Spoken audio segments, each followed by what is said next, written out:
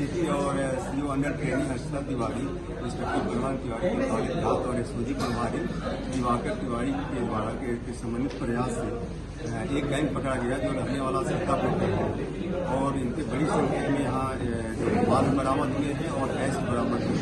इनका घटना का जो मोटिव होता था, ये पहले बाइक से आते थे, गलियों में घूमते थे, देखते थे कि जिस घर में ताला बंद है उसको पहचान करके चले जाते थे कि रात में 4 व्हीलर से आते थे और एक घटना करके फिर चले जाते थे।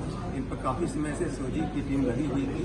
अभी इनकी जब 2 दिन पहले जब यहाँ पर आए थे घटना करने के लिए, कर नहीं पाए थे, फिर एसओजी की टीम के द्वारा पकड़ा गया। इनकी बड़ी संख्या में माल बरामद हुआ और इनकी घटना का जो क्षेत्र था सीतापुर, लखनऊ और बाराबंकी, बहराइच, ये घटना में जो भी माल चोरी करते थे वो लिया करके जो सीतापुर के ही 3 व्यापारी हैं जिनकी ज्वेलरी की दुकान है वहाँ पर ला करके बेचते थे। लोगों को गिरफ्तार किया गया है और ये मुलजिम पकड़े गए। इसमें मेन मुलजिम जो है आलम जो इनका सरगना है, इसके खिलाफ 60 मुकदमा पंजीकृत है और कासिम पुत्र कभी इसके 5 है चोरी और नकाबदेनी के मुकदमे पंजीकृत हैं। सिराज के विरुद्ध 14 चोरी और नकाबदेनी के मुकदमे पंजीकृत हैं। सलमान के विरुद्ध 6 मुकदमे पंजीकृत हैं चोरी और नकाबदेनी के।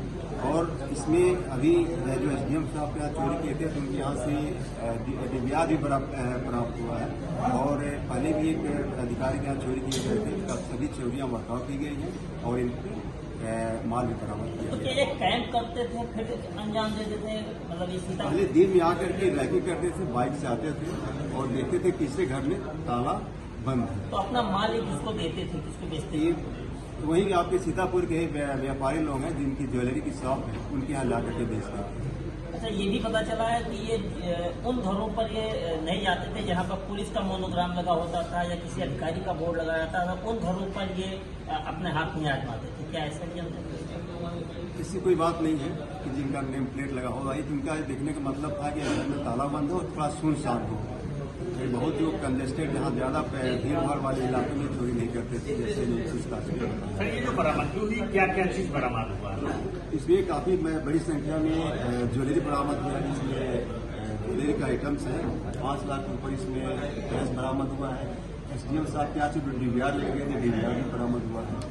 उस तरह में क्या पता चला है कि ये चोरी का जो माल होते थे कहाँ खपाते थे और ये नोटों का इस्तेमाल क्या नेपाल में भी इस्तेमाल करते थे, कसीनो आदि में भी क्या?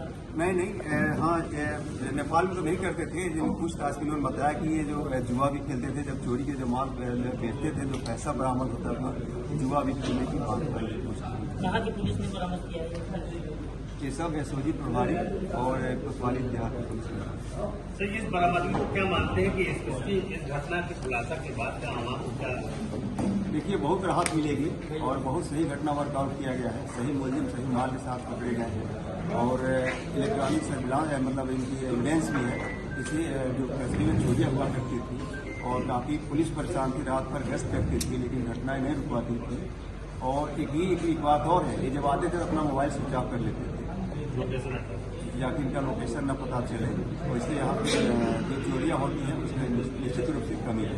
ये चोरों का मोबाइल गैंग है जो सीतापुर का आसपास के इलाकों में अंजाम देता था? जी, ये सीतापुर से ही आते थे, फिर चोरी के सीतापुर ही चले जाते थे।